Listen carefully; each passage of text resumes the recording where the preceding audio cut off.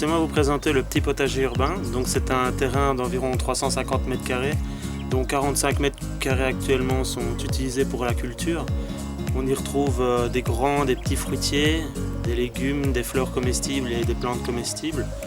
On a donc aménagé ce jardin en deux zones. La zone avant avec des bacs de culture, des haies de fruitiers.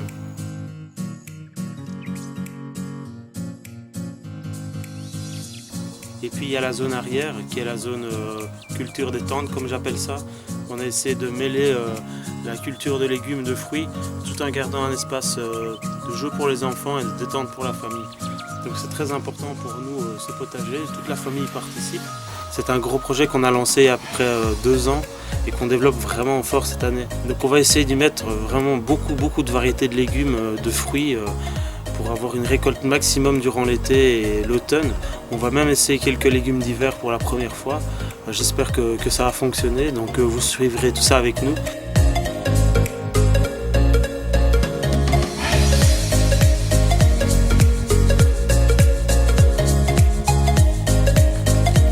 On a récemment fait l'acquisition d'une serre qui fait à peu près 6 mètres carrés au sol, dans laquelle on va pouvoir cultiver cette année plusieurs variétés de tomates ainsi que des aubergines et quelques piments qu'on a reçus récemment.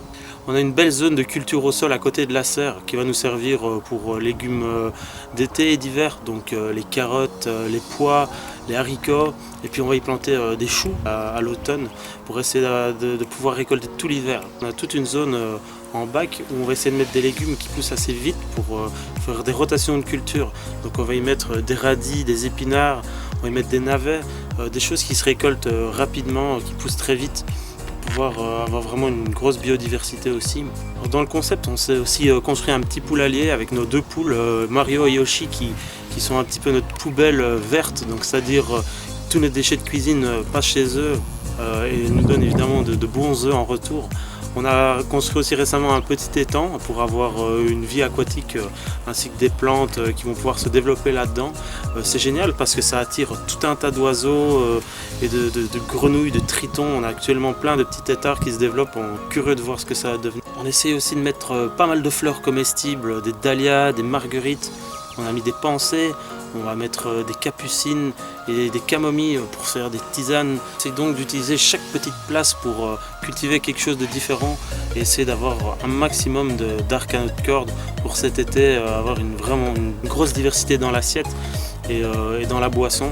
On essaiera de se donner plein de petites astuces pour consommer tout ça de différentes manières et j'espère que vous nous suivrez durant toute la saison pour découvrir toutes ces surprises que le potager peut nous réserver. À bientôt!